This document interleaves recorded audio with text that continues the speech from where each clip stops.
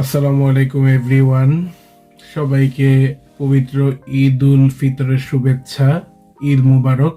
রিয়াদ দেজম শহর থেকে রিফাত বলছি। ভিডিওটা আসলে আরো অনেক আগে বানানোর ইচ্ছা ছিল, কিন্তু বিভিন্ন কাজ থাকায় আজকে আসলে সময় হয়ে ওঠেনি। আর একটা মজার কন্টেন্ট বা একটা মজার টপিকে কথা বলার ইচ্ছা ছিল, সেটা এখনই বলে ফেলি।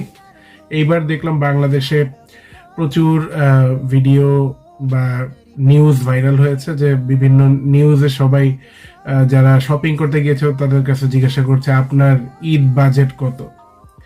তা আমি আমার ঈদ বাজেটটা আপনাদের সাথে শেয়ার করতে চাচ্ছিলাম, যে আমার ঈদের শপিং বা বাজেটটা কেমন হলো। তো আমি কালকে সকাল 7টার সময় কোরিয়ায় ঈদের নামাজ পড়তে যাব। অবশ্যই পাঞ্জাবি পরে যাব। আমি এই পাঞ্জাবিটা পরবো, আপনারা হয়তো ক্লিয়ার দেখতে পাচ্ছেন। এইটা বাংলাদেশ থেকে কেনা একটা পাঞ্জাবি এবং একটা সাদা পায়জামা। তো এই পাঞ্জাবি পায়জামা পরেই কালকে সারাদিন ঘুরবো। কালকে আমার কোনো ক্লাস নেই। তবে বাজেটের কথা যেহেতু সবাই বলছে, তো এটার বাজেটটা কি ছিল, এটা আমার কোনো বাজেট ছিল না।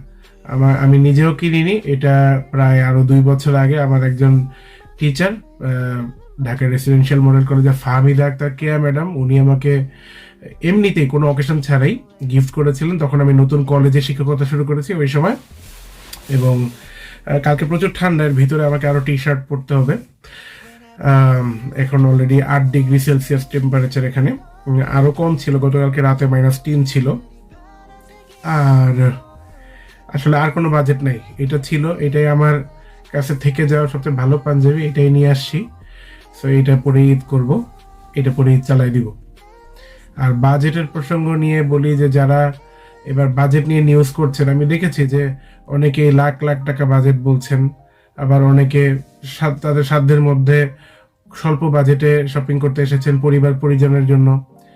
তো আমি একটা ঘটনা উল্লেখ করতে চাই, যে আমি একটা ভিডিওতে দেখলাম যে এক মহিলাকে সাংবাদিকরা প্রশ্ন করছে যে আপনার ঈদের শপিং এর বাজেট কত। তো উনি বলছেন যে আমার বাজেট 5,000 টাকা। তখন ওখানে উনি আবারও প্রশ্ন করেছেন, মানে যদিও এখানেই থেমে যাওয়া উচিত ছিল। আমার কাছে মনে হয় ঈদের বাজেট নিয়ে সংবাদ করা বা কাউকে পার্সোনালি প্রশ্ন করাটা আসলে অতটা যৌক্তিক না বা ভালো দেখায় না বলে মনে হয়। কারণ বাংলাদেশে বিভিন্ন শ্রেণীর মানুষ আছে, এটা কারোর জন্য আনন্দদায়ক প্রশ্ন, আবার অনেকের জন্য এটা দুঃখের কারণ হতে পারে। তো আমি অবাক হলাম যে সাংবাদিক তাকে আরো প্রশ্ন করছেন যে 5,000 টাকা আপনার ফ্যামিলি সবার শপিং হবে কিনা, এটা কিভাবে সম্ভব। তো তখন উনিও দেখলাম বেশ রয়ে সয়ে একটা উত্তর দিলেন যে এটা দিয়েই চালাতে হবে, আল্লাহ যা কপালে রেখেছে তাই হবে, আমার ফ্যামিলির জন্য যেটুকু হয় ওইটুকু, এর মধ্যে যা সাধ্যের মধ্যে যা সম্ভব তাই করবো ইনশাল্লাহ, এর বাইরে তো আসলে কিছু করার সামর্থ্য নাই।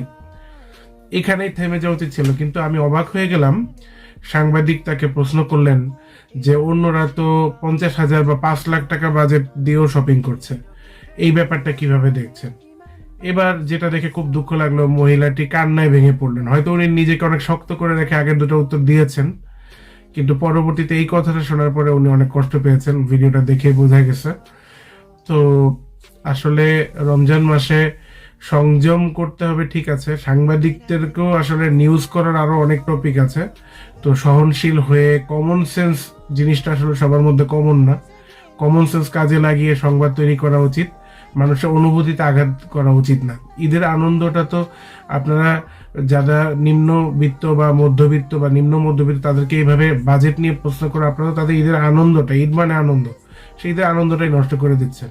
তো আসুন আমরা খরচ না, ঈদের আনন্দ, রমজান মাসের শিক্ষা, এইগুলো কাজে লাগিয়ে আমরা মানবিক মানুষ হয়ে উঠি। আমরা শো অফ না করি, আমরা চেষ্টা করি আমরা অন্যের অনুভূতিতে যেন কোনোভাবে আঘাত দিয়ে না ফেলি। সকলের ঈদ সুন্দর কাটুক।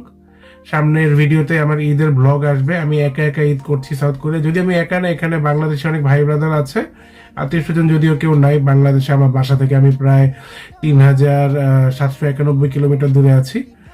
যাই হোক, কালকের দিনটা আমার ক্লাস নাই, তাই হয়তো আমি একটু ফ্রি থাকবো, বাট অনেকেরই কালকে ল্যাব আছে, ক্লাস আছে। তাদের সবাইকে জানাচ্ছি ঈদ মোবারক, সবার ঈদ সুন্দর কাটুক, আল্লাহ সবার মনে প্রশান্তি দান করুক, আমিন। আসসালামু আলাইকুম।